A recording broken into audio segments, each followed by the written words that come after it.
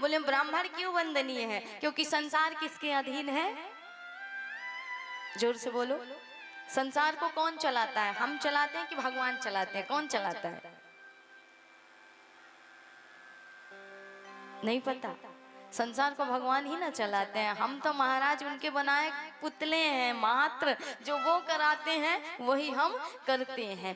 तो संसार है किसके अधीन? बोले देवताओं के अधीन। देवता है किसके अधीन? मंत्रों के अधीन। मंत्र है किसके अधीन? ब्राह्मणों के अधीन। इसलिए संतों ने कहा है कि तुलसी वृक्ष न मानिए, गाय न मानिए ढोर, और ब्राह्मण मनुज न मानिए, तीनों नंद किशोर। तुलसी कोई वृक्ष नहीं है, साक्षात लक्ष्मी है, साक्षात देवी है महाराज। इसलिए तुलसी कोई वृक्ष नहीं है। तुलसी के बिना हरि जीवन में आपके द्वारा दी गई कोई भी वस्तु स्वीकार नहीं करते हैं। इसलिए कल से यहाँ भी तुलसी ला करके रख देना, क्योंकि इतनी बड़ी कथा करा रहे हो, राम कथा, भगवान के चरणों में आप समर्पण कर रहे हो, भगवान के चरणों में आप धर्म कर्म कर रहे हो, उसके द्वारा आप पुण्य सत्कर्म समर्पित कर रहे हो, तो उसके लिए समर्पण के लिए तुलसी होनी आवश्यक है ना। इसलिए ये अनुष्ठान में, यज्ञ में तुलसी का होना अति आवश्यक होता है, क्योंकि तुलसी के बिना भगवान चाहे 56 भोग हो और चाहे साधारण सी कोई वस्तु हो स्वीकार्य नहीं करते। इसलिए तुलसी को वृक्ष न मानिए।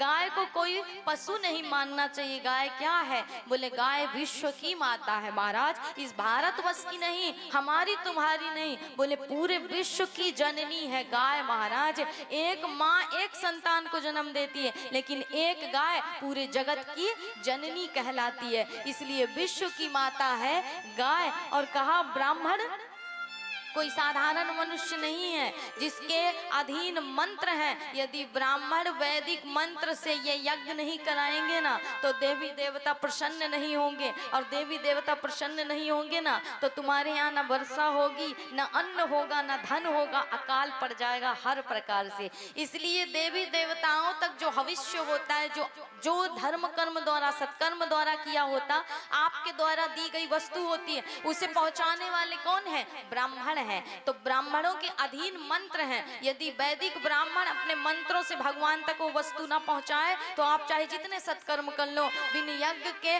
बिन ब्राह्मण के वो वस्तु ईश्वर तक नहीं पहुंच सकती। इसलिए ब्राह्मण साधारण मनुष्य नहीं है महाराज, और माना जाता है ये तीनों ही साक्षात भगवान के स्वरूप माने गए हैं। इसलिए जगत में तीनों का सम्मान करना चाहिए, चाहे वो ब्राह्मण हो, चाहे गाय हो, चाहे तुलसी हो, तीनों का सम्मान अत्यधिक आवश्यक है महाराज।